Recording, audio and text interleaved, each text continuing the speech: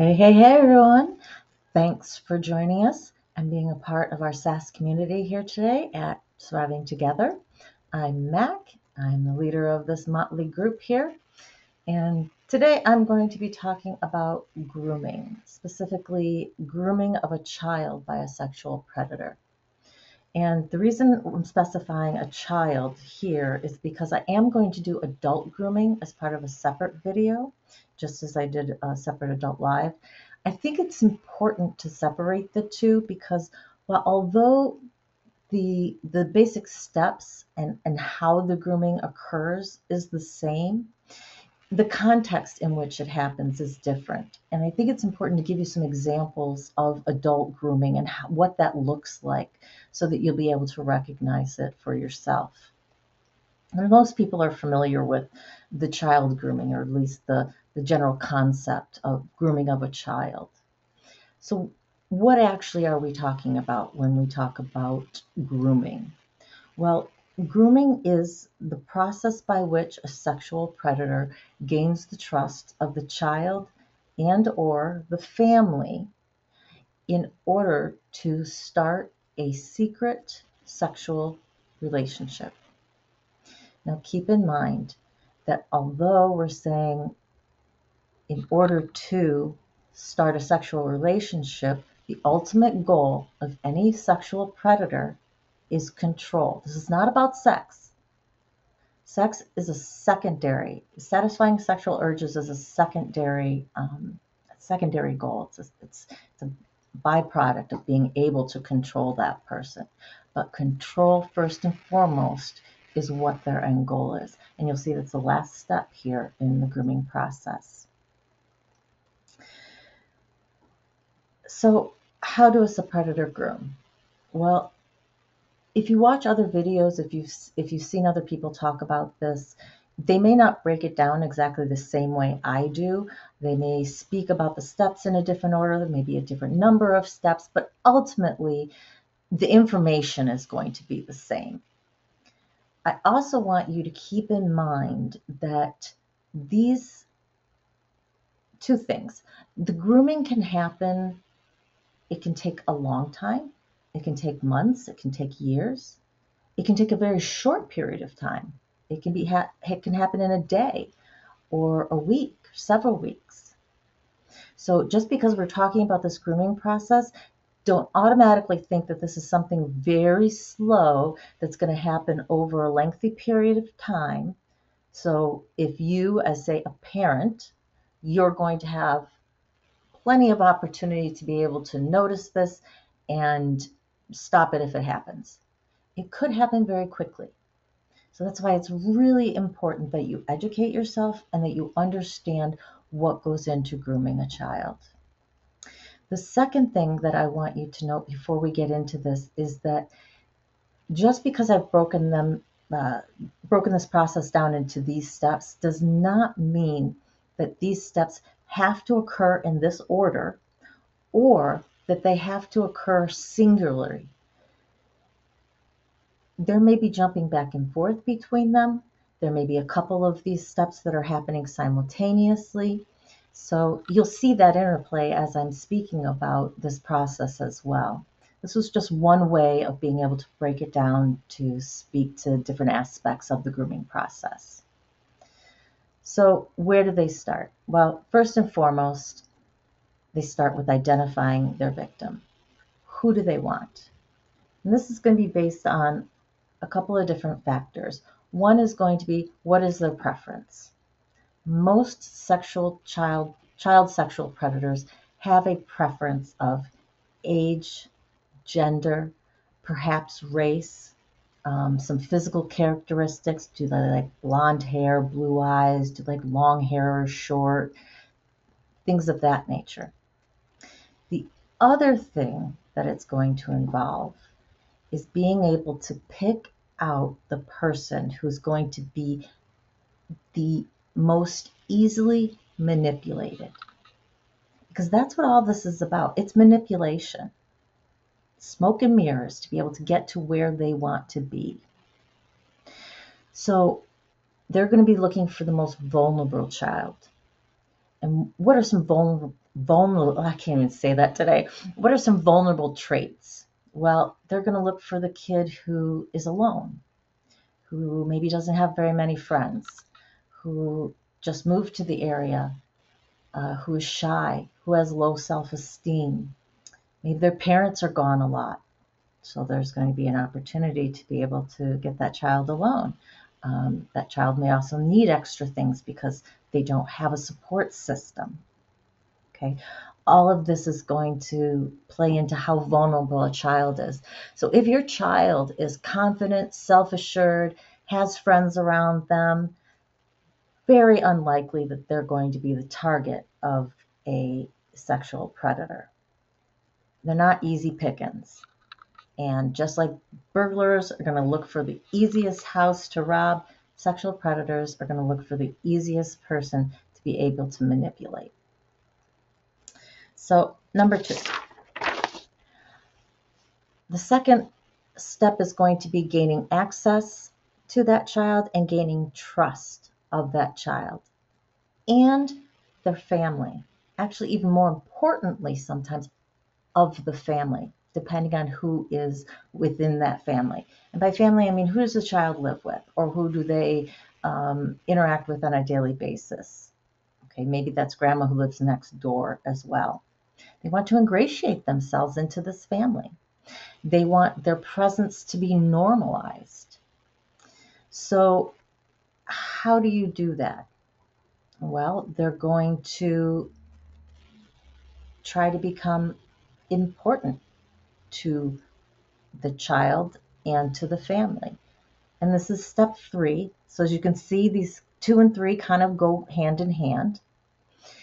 How do they do that? Well, let's take the single parent. Works. Kid needs a ride home from school, or baseball practice, or babysat on an evening so the parent can go out with some friends, or go out on a date and let off some steam. Maybe it's helping around the house. Maybe it's getting them some groceries.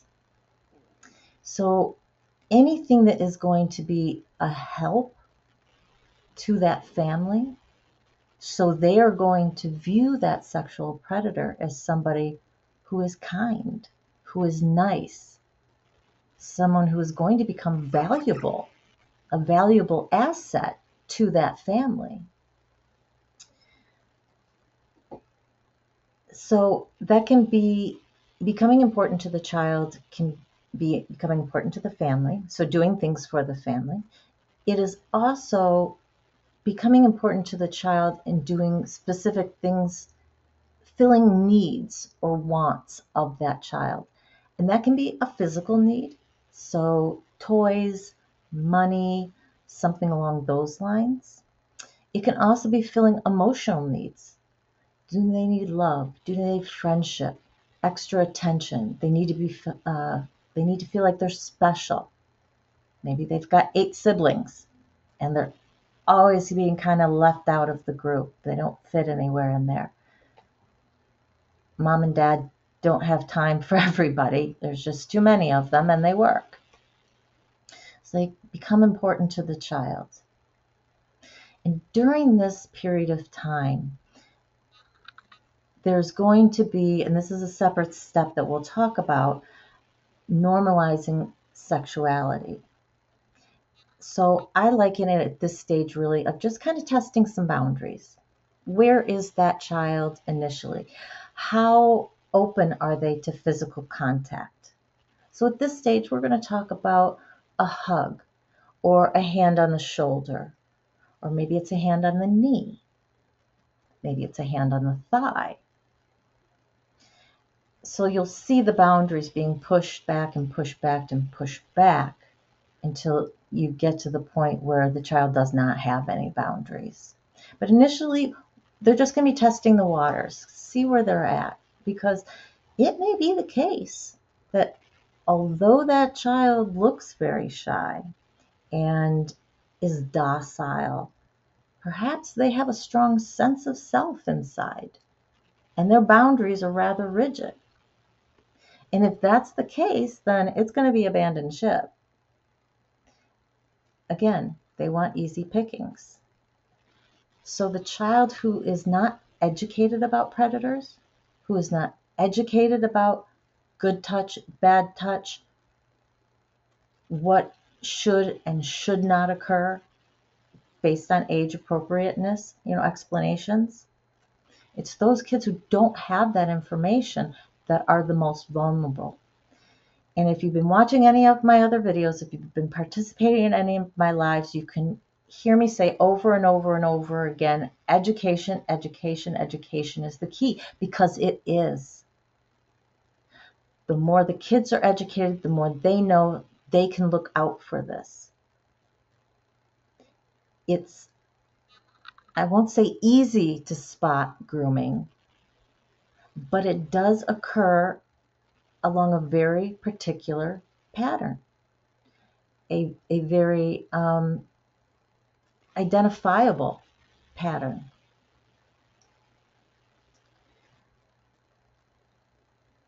I'll give you an example just in terms of how important this education can be. The generation, my son's generation, and I saw it occur in one of one of his friends' groups. And there was a particular person who was having some attention brought upon them by an adult. And it was amazing to me and exciting to me to hear these kids say, I don't think that's right. I don't think that they're on the up and up. I think that they're after something else. These kids were educated. They knew what grooming looked like. They knew what was right and wrong in terms of their bodies and owning their bodies. And they were able to see this isn't right. And lo and behold, guess what? They were correct. This was a sexual predator. So it works. Education does work. And I know I harp on that a whole heck of a lot, but there is a living example of why. And a kid that did not fall victim to that person because their friends were able to see something they couldn't initially, because they were getting something that they wanted, they were getting something out of that they wanted. And sometimes what a kid wants, having that need filled, that's going to overshadow their rational thinking, their ability to see the bigger picture. But their friends were outside of that and their friends could see it. Okay, my diatribe on education. What's the next step? We've talked about identifying the victim, gaining trust of the child and the family, becoming important to the child and to the family. And the next step is isolation. They want to be able to create situations where they can be alone with the child, whether that's through giving them rides home from events, school, sporting events, whether that is having that house on the block that has all the cool toys, or the swimming pool, or whatever's attractive to the child. Perhaps, depending on the age of the child, they can offer them drugs and alcohol. It might also be offering to babysit. Again, that's allowing them to isolate the child, as well as gaining trust of the family, because they're doing a favor for the family, because they're babysitting it for free. There's no cost involved. There's nothing, no recompense. There's nothing in return that they're expecting. No, go ahead, enjoy yourself, have an evening out. I'll take care of him or her. No problem. I love kids. Because most often, when we hear about sexual predators being busted, those families will say, wow, that was the last person I expected. They were so nice. They were so kind. They were so helpful.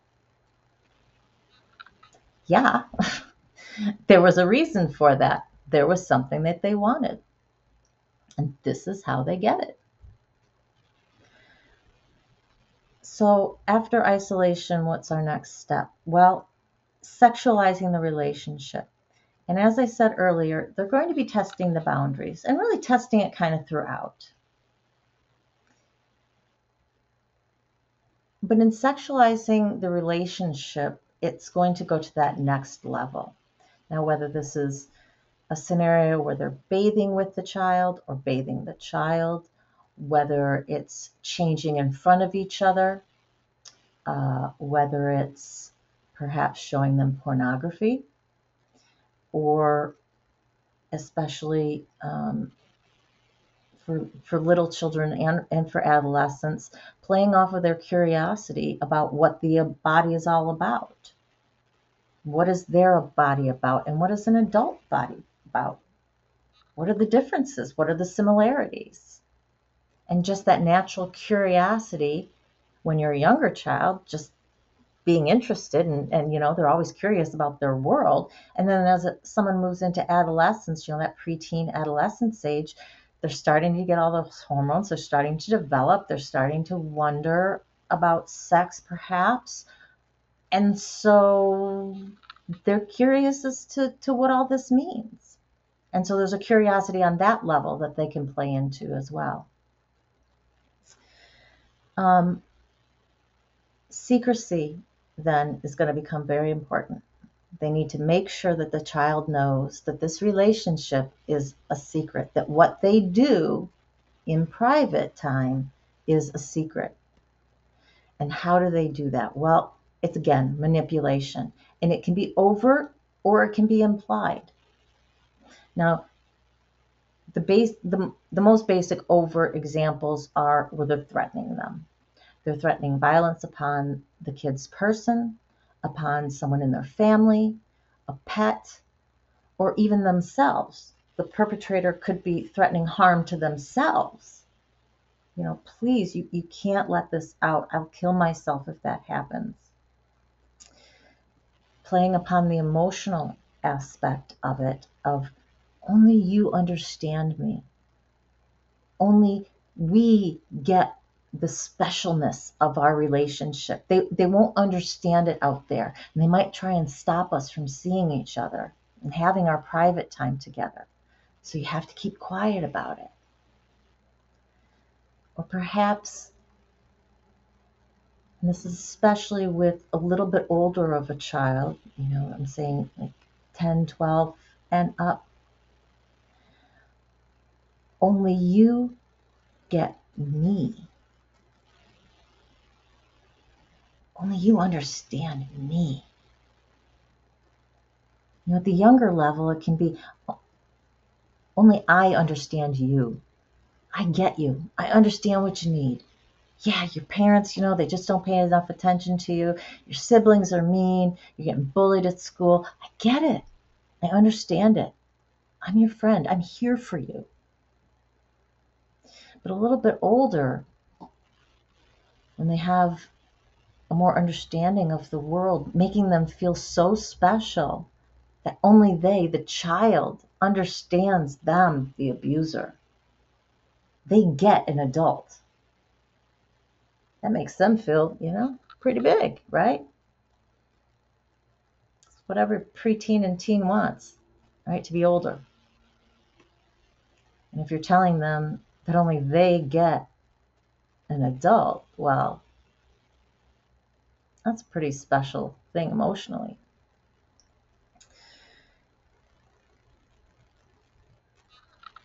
That will lead into our last step, which is control. And remember, in any sexual assault, in any sexual abuse case, control is the ultimate goal. The goal is not the sex. And I stress this because some of you, this may be, a no-brainer. But there still are a lot of people out there that think that it's about sex. It's about getting what they want. It's about the person who can't get it on their own with people their own age, or people who are just that sick in the head that they're sexually attracted to kids, and this is the way they have to go about, getting it. It's first and foremost about control. Please never forget that, because all of this manipulation goes to that end goal.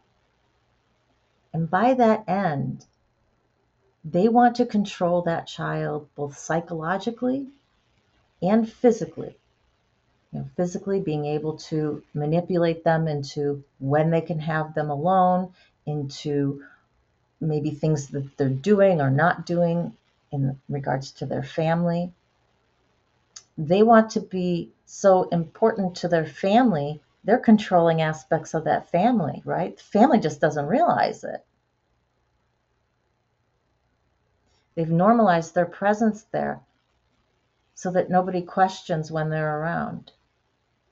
They've made themselves so important to that family that they can't possibly think about not having that person in their lives. They've become, that uncle, honorary uncle, perhaps.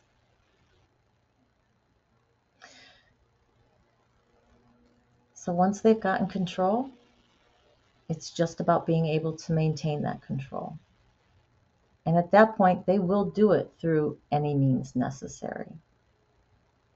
Ideally, psychologically.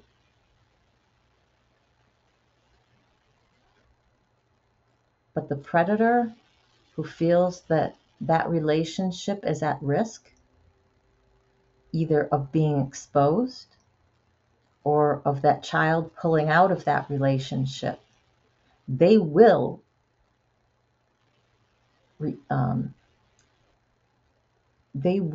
resort to the overt threats and perhaps even violence at that point. They want to keep that relationship then at all costs, and especially that relationship secret. So that's kind of an overview of the process of how a sexual predator is going to go about grooming a child. As I stated earlier, the adult grooming is going to go through essentially these same steps. It's the same type of process. It's just the context is going to be different. So we'll speak about that so you can see how this happens and what adult grooming looks like. Because it's similar, but it's very different. And when I was researching it, there were some aha moments on my side of things, especially when you think about it in a dating context. Some things that some friends have gone through that you just kind of went, aha, I get it. And this is how things can lead to date rape. So we'll discuss that in another video. Thank you so much for spending the time with me today and watching this. If you can please like and comment, YouTube really likes that for the algorithms, and it helps push this out to more people, because that is my ultimate goal, is to get in front of as many people as possible so that we can be helping as many survivors as possible. Everyone is welcome here in our SAS community. And if you would like to join our lives, we do lives at 3 p.m. Eastern on Saturdays and 7 p.m. Eastern on Wednesdays. Hope to see you there. Remember, you are loved, you are strong, you are worthy, you are valuable. Hugs and love. Thanks. We survive together. Never alone here.